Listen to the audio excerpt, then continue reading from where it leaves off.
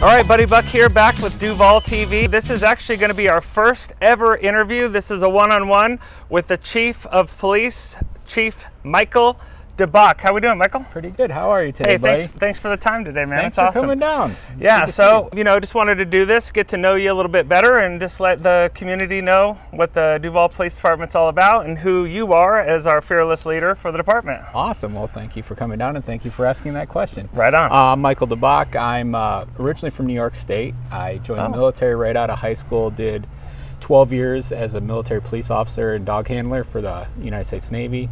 Ended up getting out here in Washington State. Got picked up by the King County Sheriff's Office. I was working there for about 2 years.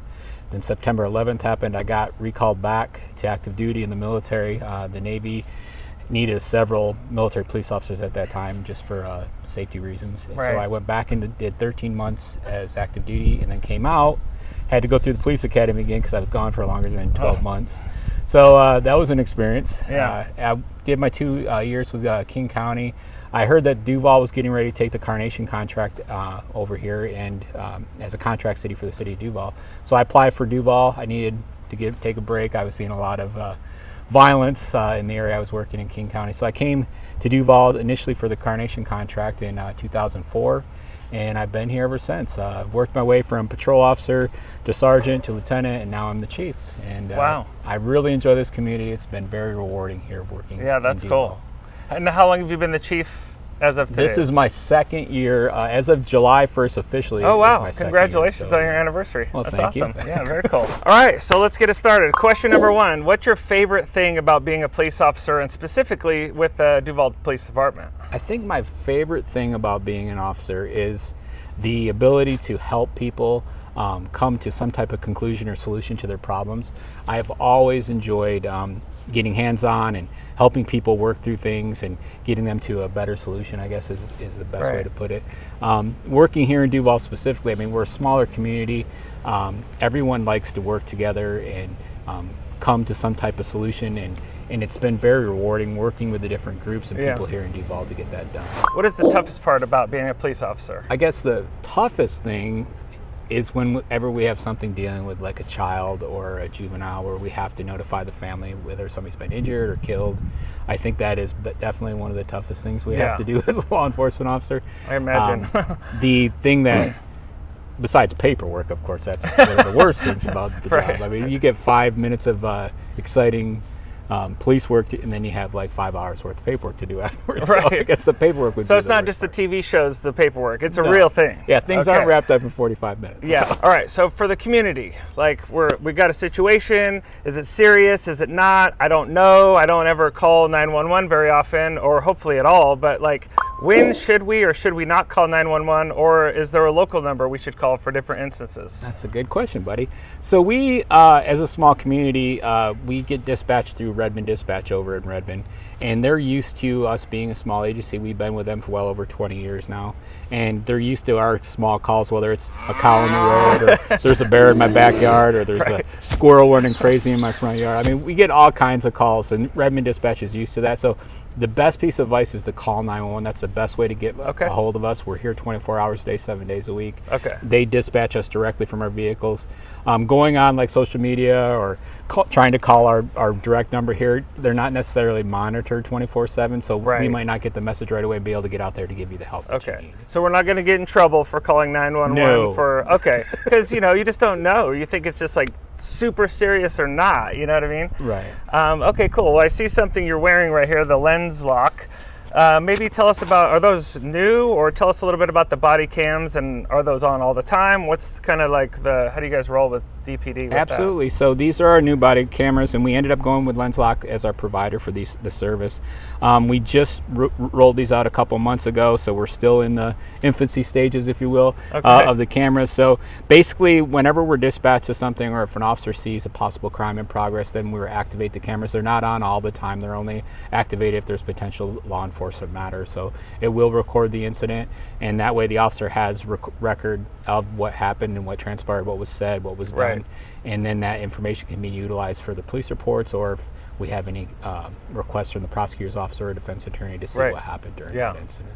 Video tells 1,000 words, right? Right. Or more. and it's not only for our protection, but for the protection of our citizens as well. So So we got school year about to start up. So every year there's a new school year, right? Not just this year. Right. And so what does the community members need to know? Like what's important for them to keep aware of? Some things that, during the summer months, a lot of people forget about, the backups we have around the school areas where the kids getting dropped off or picked up after school, or the buses being out and about, dropping kids off, picking them up, the flashing lights that people are seeing. And one of the big things or changes for the commuters is the speed zones inside of the school zone. It goes from 25 to 20 miles an hour. So just be aware of those signs. And when the lights are flashing, that's when the 20 miles an hour is in effect. Okay. So just slow down, be aware of the buses, be aware of the kids crossing the streets to get on the buses. And there is going to be some traffic around the schools when the parents are dropping off to pick up the kids, so pack your patience for those times. Right. Well, I think anyone that lives in Duvall needs to have their patience totally packed always with how many limited ways there are in and out of here. Yeah, and the floods. And the flood and the culvert project. Too. So we got November through February, we got floods. So Right. All right. So we're in, Duvall. So people that know Duvall know there's some random animals at times. So we see wildlife. What should we do besides go on the, Facebook page and post about it and take pictures of the bear? Like, what should we actually do? You got to remember, we do live in the wild life area. So there are cougars, bears, mountain lions that we have here in the city. Coyotes are a big issue. Yeah. Those animals, just remember not to approach them. Kind of let them be. Usually they don't, cause anybody any harm. And if they are, if you feel like you're in danger, then obviously get a hold of somebody. If it's a direct threat, like if it's actively attacking something or going to attack something, then yeah, we can respond to those things. But if it's just because there's a bear getting in your garbage or something else is going on similar to those types of things, best thing to do is get a hold of Fish and Wildlife. Let them know. They can document the incident. If they do deem that the animal needs to be relocated, they can do that. Okay, cool. Yeah, and we'll give that number out for everyone so they can contact them directly. Perfect. Okay, so what type of other services does Duvall PD offer to the community? So we offer a wide array of services, but the main things that we're seeing a lot of is fingerprinting, whether it's for a teacher's permit or a driver's license, or maybe it's just a criminal records check. We do those types of services, and we do concealed pistol licensing only for people that live here within the city. So if you remember, if you have a Duvall address, but it's outside the city limits, then you're going to have to go to the sheriff's office. But we can do anyone that lives within the city. Okay, so concealed carry permits can go right through your office. How can the community help keep Duvall safe? Because, there's only so many people in your department. Like, how can we do our part? I think being a good set of eyes and ears, and everyone's got a cell phone nowadays, so take out your cell phone. If you're seeing something that's suspicious or something that just doesn't seem right or makes the hair on your neck stand up, start documenting that. Look and see if you can get maybe a description or a plate. I don't want to put yourself in danger by approaching the individual if you feel that they're a possible threat.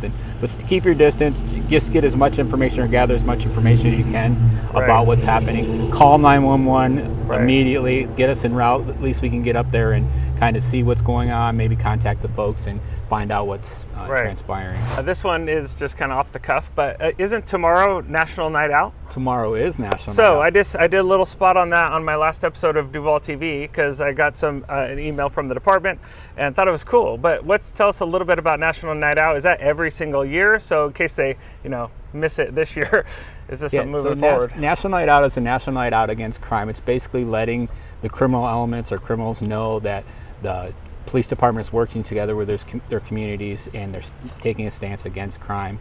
It's basically us going out into the community, building those relationships and building rapport with our citizens to let them know who we are, what we offer, and building some kind of trust amongst each other so they trust us enough to come and take care of their situations if there's a problem. And it also gives us the ability to meet them and get to know them, and then they can let us know when they have situations in their community or in their neighborhoods. When they have something going on, they can call 911. That's cool. So every year we do it. It's the first Tuesday of every August. And so tomorrow just happens to be the first. Here's a little fun question for you.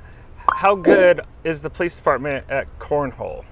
Whoa. Do you have any cornhole experts? We do have a couple of ringers. Oh, you do? Okay. Our sergeant is very good at cornhole. Okay. We do have we did, well, it's been a couple years. We did have a tournament down in the park a few years ago for cornhole, so we plan on bringing that back Let's eventually. go. And then having like a community cornhole tournament. Okay. I'd love to do that Yeah, in yeah. the future. That'd be great. So my wife and I and our two neighbors, Jared and Kayla, we did we got a permit, did it all the right way, had a little block party like with our videographer here, Jackie, and it was fun. And I just last minute, like the night before, I gave the flyer to the fire department, and 4 of them came out, and they were playing some cornhole pretty good. So the fire guys have some time. They got some time. Oh, okay. Is that a little zing, a little zinger? Yeah. All right. So now we're gonna let's kind of go a little bit more lighter here. Not Perfect. that was very heavy, but let's go a little bit more personal and get to know you a little bit. So, favorite childhood memory? Playing football in high school. Okay. I was an athlete. I did 3 sports, but football was definitely my favorite. And what position? I gotta ask. I was fullback. But you know, on my senior year, I had more receiving yards than all our ends combined. Let's go. Our coach had this sweet play that I just toss the ball out to the fullback, and I'd go for That was that one play. It's like, yes, it's calling my number. I was quarterback, so there we go. I loved it. So, what did you play? Basketball, baseball? What was your other two? I actually did wrestling and track. What would you give your 18-year-old self a little tip? I think the biggest tip I would give is focus on the things that you can control and not on what you don't have control over. Because we spend a lot of time in our lives just focused on things that are outside of our control, and it just causes us angst and stress that's unneeded. Just focus on what you can control and do your part. What do you think is the most important lesson, or something that happened to you in your career maybe that was just a really great lesson that you learned? I think recently I learned that there's always tomorrow. I mean, if you try to get everything done today and you're just so focused on all the stuff that's on your plate and not taking the time needed to focus on individual tasks at hand and just trying to get everything done, it's just something that it's taken me a while to learn, but I eventually got a hang of it. That there's always tomorrow. You can always push things off and get to those things tomorrow. All right, so you got some aspiring police officers coming up through their life. What is the advice you would give them, someone entering into your line of work, into your career? I think police work is not all that the media or what people perceive it to be. I think it's more than just being that officer that's out there enforcing the rules and regulations. It's a person who is not only a parent, but a mentor, a coach, a person who's a counselor. So just be prepared for a profession that's very rewarding.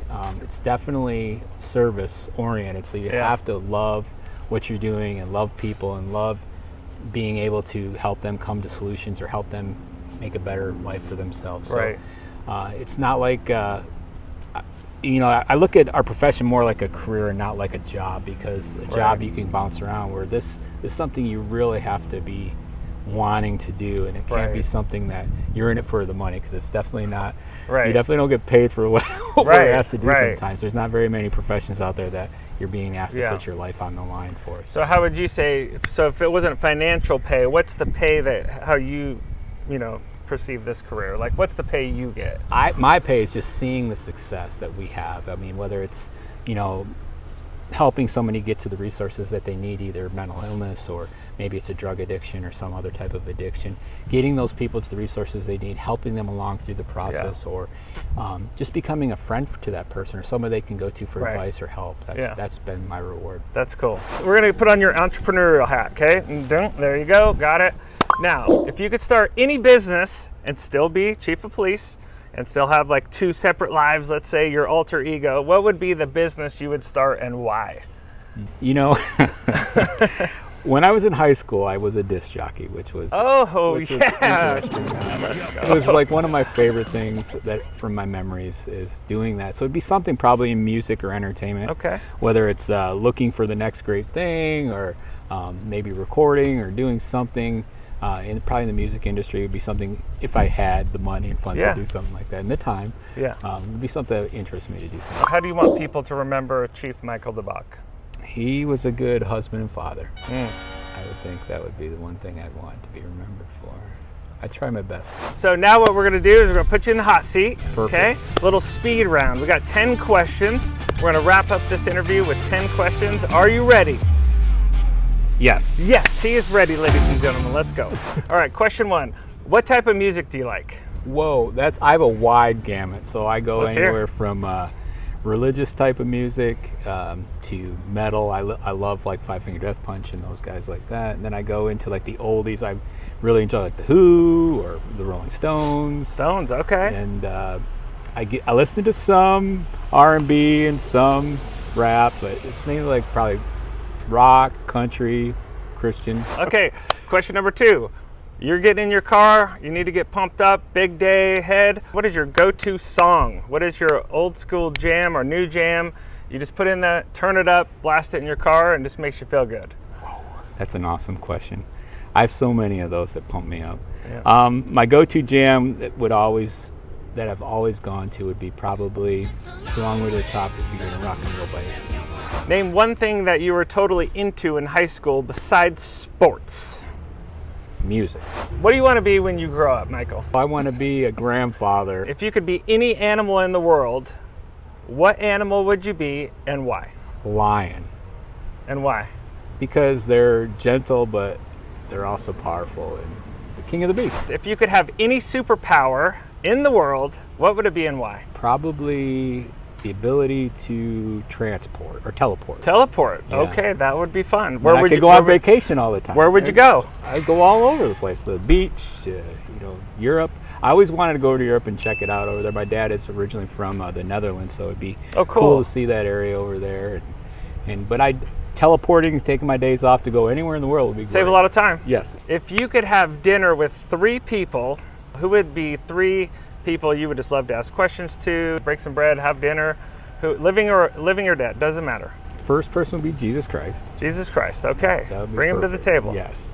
Second person, I don't know who else would be. I think I'd have maybe spend most of my time with Jesus asking him questions. He's like, I got enough questions for him. Like, I'm good. Hey, you know what? One is enough. Yeah. I mean, that feels maybe like you like have George Washington. George maybe. Washington, okay. I like to hear about what happened back then and okay. when we started this country. So we got cool. Jesus, we got George, Yeah. we got a third. Let's see. Let's bring somebody more up to date. I'd like to sit down with Eddie Van Halen and just kind of hear how he comes up with some of them riffs, Eddie Van Halen, dude, let's go. I love it. All right, question number 8. What is your favorite movie of all time? And I'm sure you got some multiple favorites, but just pick one of your favorite movies and why. I love Full Metal Jacket Okay. at the beginning when they're at the boot camp because it is so well done. But I don't know if that's my favorite all time, but that's one of my favorite. Impactful. First thing that came to mind. All right, let's go with question number 9. Should pineapples be on pizza? That's a good question. I would say they don't belong there, but some people like them. So Yeah. I want to be inclusive of everybody. But That's me. meat belongs on pizza. Yes, it does. Yes. All right. Okay, so while we're on pizza, this is a bonus question. What's your favorite pizza? I actually like pepperoni, salami, jalapenos, and maybe some extra cheese on there. Okay. Nice. Very cool. Yeah, red pepper pizza was one of the first phone numbers I got when I moved here from our friends Katie and Carl. They don't know how to make pizza out here in Washington. I'm from New York. Oh, yeah, New York guy.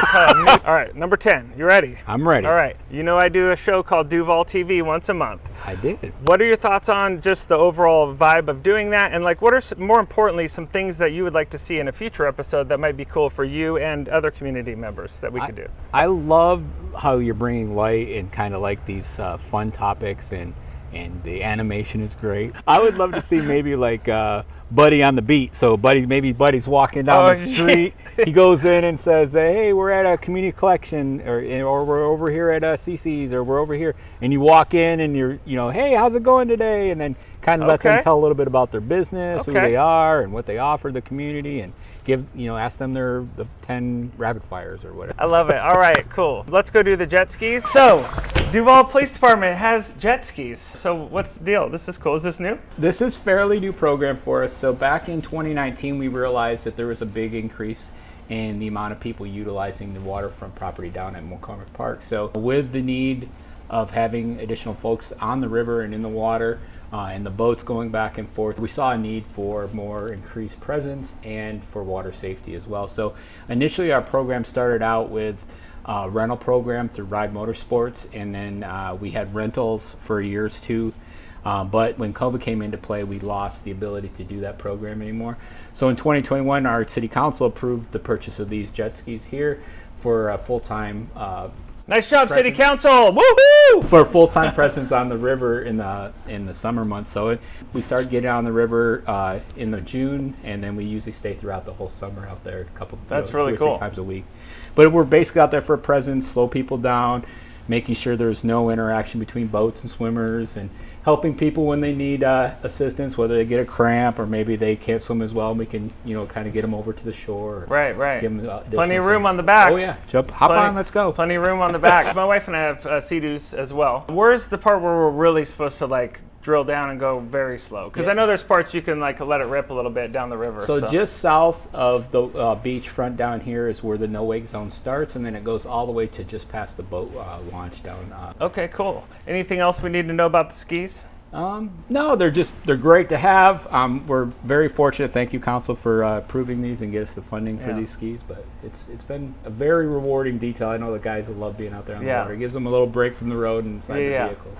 So here's the question: who gets the assignment, and when they get it, are they looking up on a board going, "Yeah, I got the Sea-Doos today," or what are they? Well, I don't know about all that. Is it all priority, or who gets to get on the water with There's these? a training process, so they have to get their boater safety done, and then they have to go through the licensing program, and then actually through training. And sometimes we have, since we're such a small department, it's hard to get slots sometimes to get those and the training needed for it. But we're getting there. And I see these they got reverse on here too, right? Is that the new? Yeah. That's pretty sweet. Yeah, these are nice. Good job. All right, well, thanks for the interview. Appreciate it. And I'm sure the community will just love to be able to watch this. And the ones that are coming in, moving in, they're going to get to watch this over and over. And thanks for the time to really be open to something like this. Because, sometimes the police department is like, oh my gosh, they're going to pull me over or something. It's like, look, there is a lot to this career. As you said, it's not a job. It is something that men and women love. And I love that you're here protecting me and serving us in the community. So thanks a lot, Chief. Thank you. Appreciate you so much. Yeah. And we'll see you on the next episode of Duvall TV. Buddy Buck. Peace. Bye, friends.